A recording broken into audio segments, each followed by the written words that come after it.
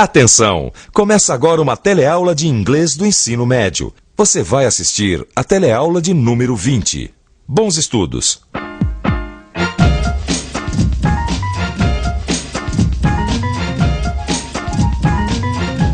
Hoje, a nossa teleaula de revisão vai trabalhar com um tipo muito especial de texto, as histórias em quadrinhos.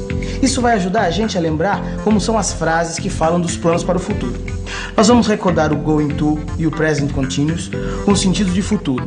E na parte de turismo do nosso programa, nós vamos conhecer a cidade de Dallas, que fica no estado norte-americano do Texas.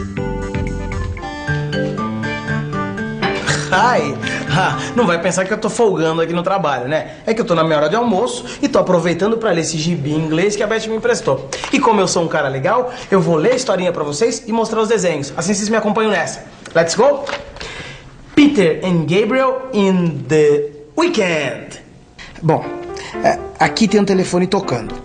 Ring, ring. Hello? Hi there. What are you planning for the weekend? Oh, I have many plans. I'm gonna travel to Campos do Jordão with some friends. And we are gonna climb the Pedra do Baú. Wow, how nice. What about you? I'm staying here. I'm working this weekend. Sometime later. Bom, estão tocando campainha aqui na casa do Peter, né? Bzzz. É o carteiro.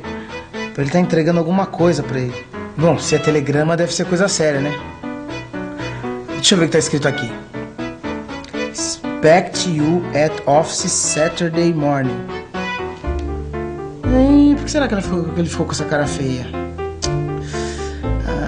Acho que eu já sei, ele vai ter que trabalhar no final de semana.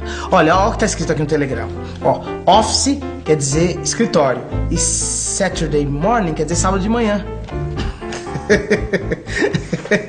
Quer dizer, estragaram o final de semana do Peter, né? Não tem jeito mesmo. Até personagem de história em quadrinho acaba tendo que trabalhar no final de semana.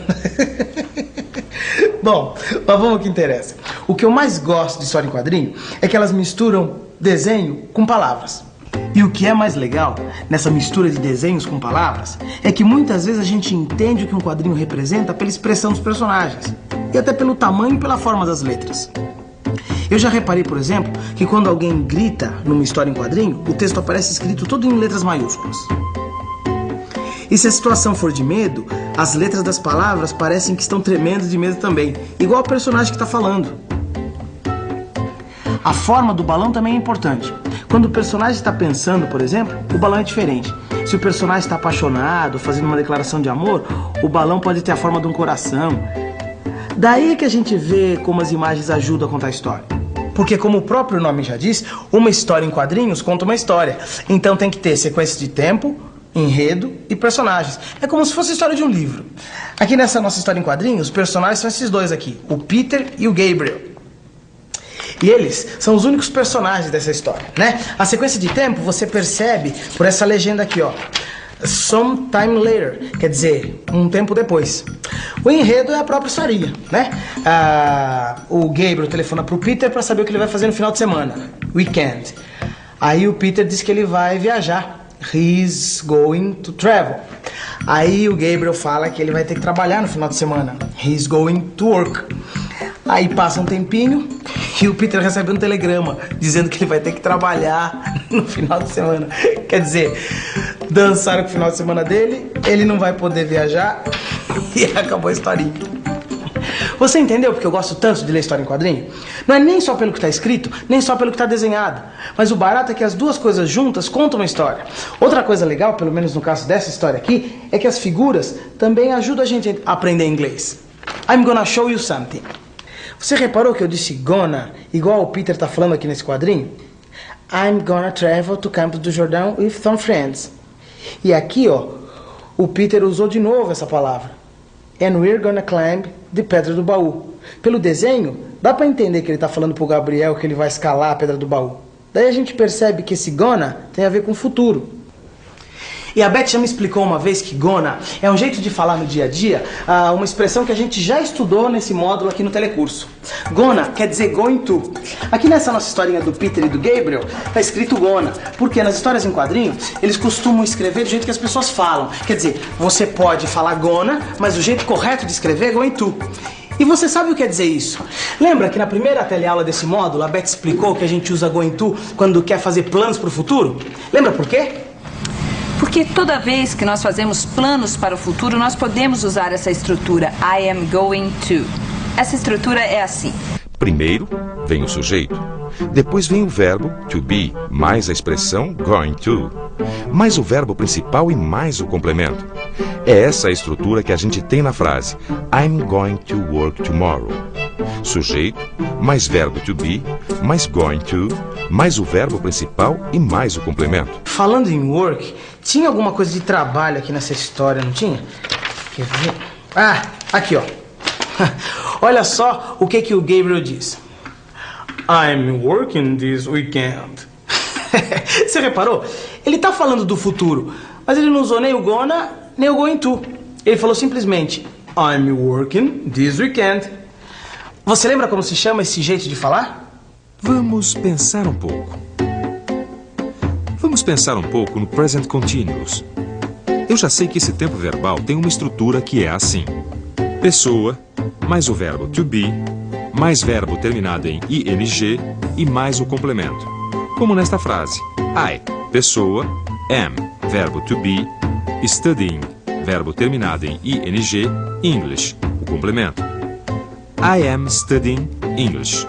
Isto é uma coisa que está acontecendo agora, no presente. Mas hoje eu ouvi o present continuous sendo usado para falar de um futuro próximo. Então isso quer dizer que essa estrutura do present continuous também serve para falar do futuro. Deixa eu fazer umas mudanças nesta frase aqui. I am studying English. E modificar um pouquinho. I'm traveling to Belo Horizonte now. Eu estou viajando para Belo Horizonte agora. Quer dizer, neste momento, no presente. Aqui o present continuous tem o sentido de tempo presente. Se eu troco now, que quer dizer agora, por next week, que significa na próxima semana, eu mudo totalmente o sentido da frase. I am traveling to Belo Horizonte next week não tem mais o sentido de tempo presente. Agora, o present continuous indica uma ação que vai acontecer no futuro próximo. Aqui diz que eu estarei viajando para Belo Horizonte na semana que vem, next week. Falando em viajar, chegou a hora da gente fazer a nossa viagem do dia. Agora que a gente já recordou a estrutura do going to e o uso do present continuous com sentido de futuro, chegou a hora da gente ir para Dallas, no Texas. Let's travel together!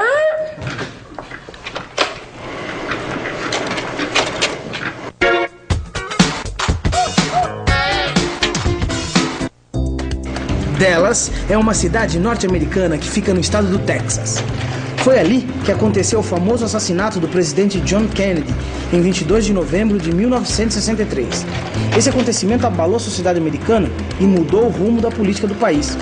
Em Dallas, existe até uma exposição permanente sobre o crime. Dallas é a segunda maior cidade do estado do Texas e a oitava maior dos Estados Unidos. A cidade é também um centro turístico e um lugar muito utilizado para se fazer grandes convenções.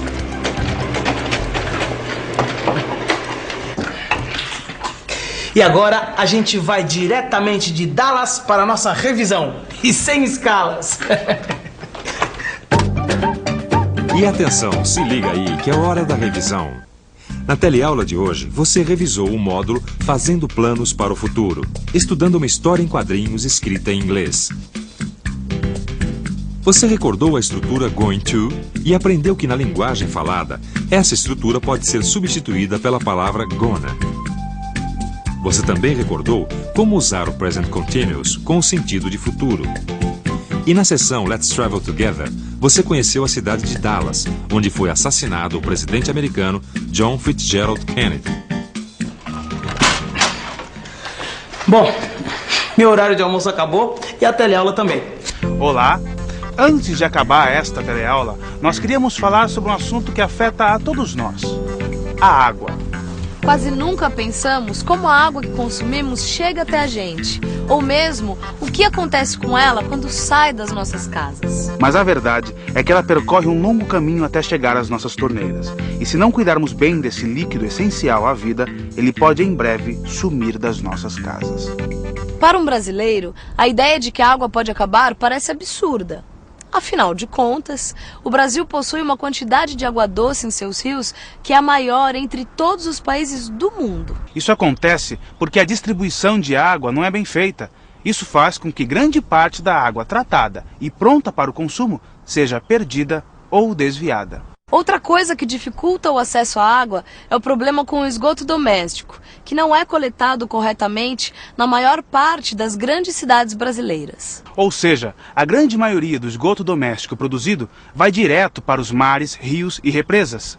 Isso quer dizer que estamos poluindo com esgoto doméstico não tratado as fontes da água que bebemos. Como consequência, o tratamento para se obter água potável fica cada vez mais difícil.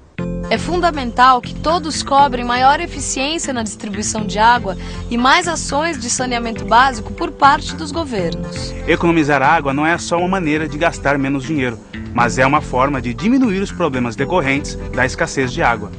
A água é um problema de todos nós. Vamos fazer a nossa parte.